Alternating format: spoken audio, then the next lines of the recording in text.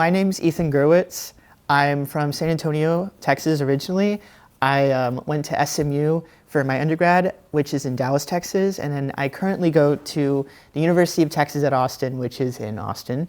I currently study composition, and at SMU I was a composition and math double major, but I also played French horn in the ensembles and studied with Greg Hustis, and now I study with Patrick Hughes for horn.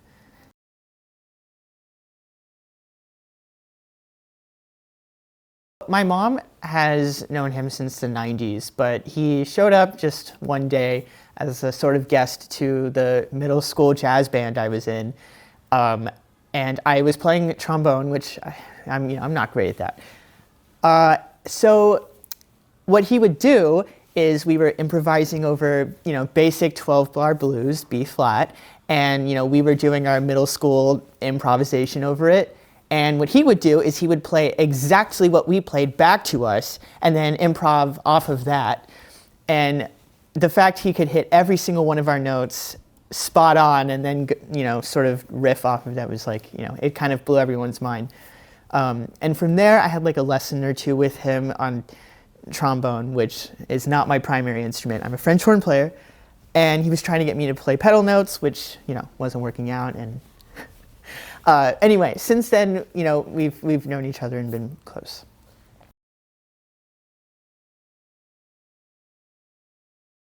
Well, the inspiration came on kind of directly because I got a call. I remember I was like still in bed with the lights off, and Ron called me and was like, "Hey, I want you to write me a piece that it's multi-movement and it's a concerto, and it has to have a French horn section in it. And it has to incorporate blues somehow." And I was thinking to myself, yeah, okay, sure.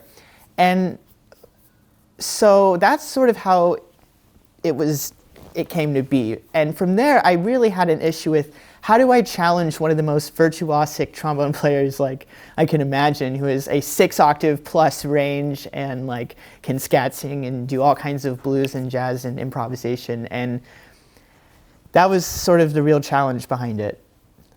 So managing that was a really interesting.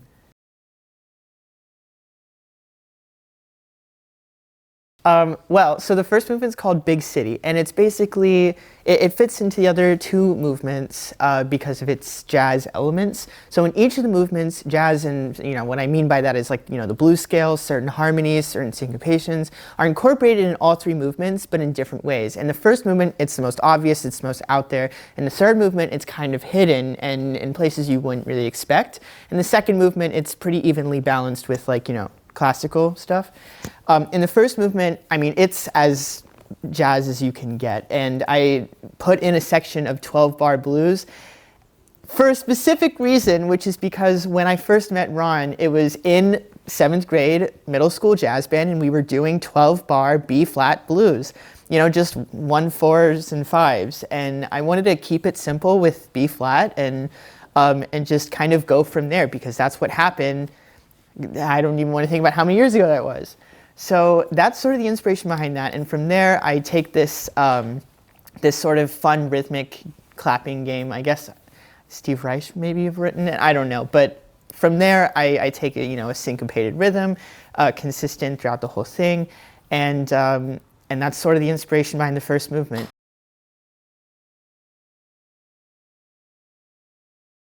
So throughout writing each of the movements, I was kind of describing what I was seeing and hearing. And the first movement, I sort of wrote it as a tribute to like all of the incredible music Ron Wilkins does. The second movement is kind of at the onset of COVID, which is when I was writing this, so like, 2020-ish. And Ron got really, really, really sick and was in the hospital and had a really, really tough recovery. So I wanted to slow things down and sort of describe the way things were indoors, with a slow ballad, but still having the same kind of jazzy feel as the first movement, so still maintaining some of the energy from before. And in this movement, it's the first one where we have the French horn section. And I think there's more reason why I didn't include it in the first movement than reason I included it on the second and third. That's a horrible way to put it. But in the first movement, I didn't want to include it because I wanted just kind of like a bass trombone and kind of like maybe like a honky-tonk piano just going at it with that kind of vibe, rather than, you know, it getting like, I don't know, like weighed down with other instruments, I guess. But in the second movement, there's a lot more harmonic exploration with the French horn section. And from there, I turned it into kind of like a mix between, you know, blues and also like a slow and sort of ballad kind of harmony.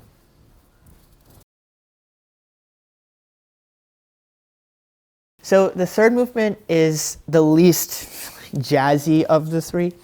And the third movement is sort of this sort of like grim, it's both quintal and quartal kind of harmonic structure within the French horn section, and it's much more dissonant than the other two.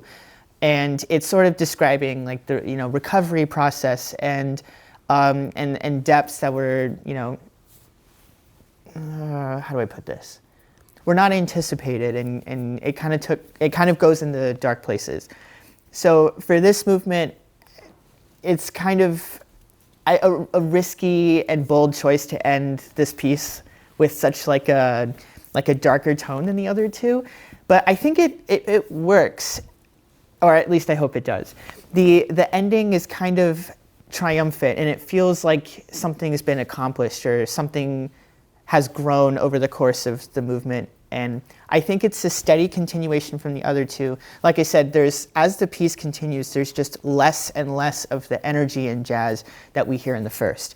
And the third movement is the farthest removed from that process, but I think it still fits in within the context of the piece.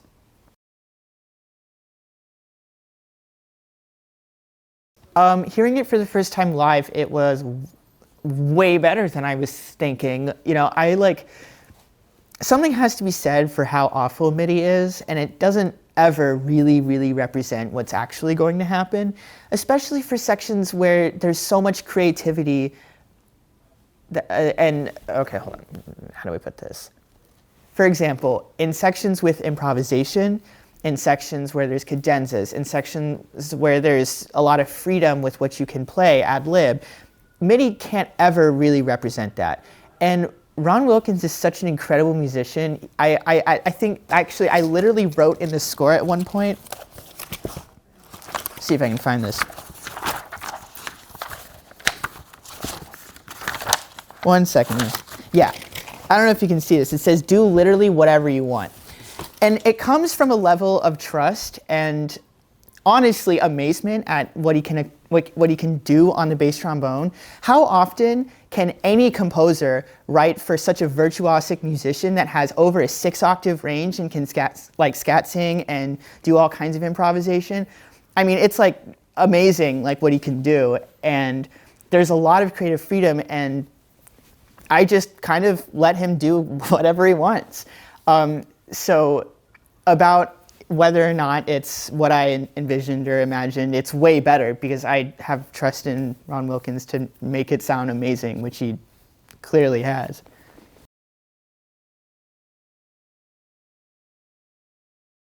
What's next for me? I'm writing a 35-ish minute cantata for my thesis project at the University of Texas. It's about an autobiography my great-great-grandpa wrote. He was fleeing Tsarist Russia because of like pogroms and anti-Semitism, and came to the United States through Galveston and settled in San Antonio, Texas. And it's a really interesting story. And like I said, he wrote a whole book about it in Yiddish. It was translated in English by a rabbi, published by the University of Alabama. And I'm taking the journey part of the story and writing it in the context of a large musical work with soloists and obligato soloists, a whole choir of singers, and hopefully an orchestra as well. And the libretto I also wrote myself. That was a huge pain, but it happened. It's mostly in English, but parts are in Yiddish, and I'm working with my grandpa and a translator to make sure I, get it right. So that's my current project.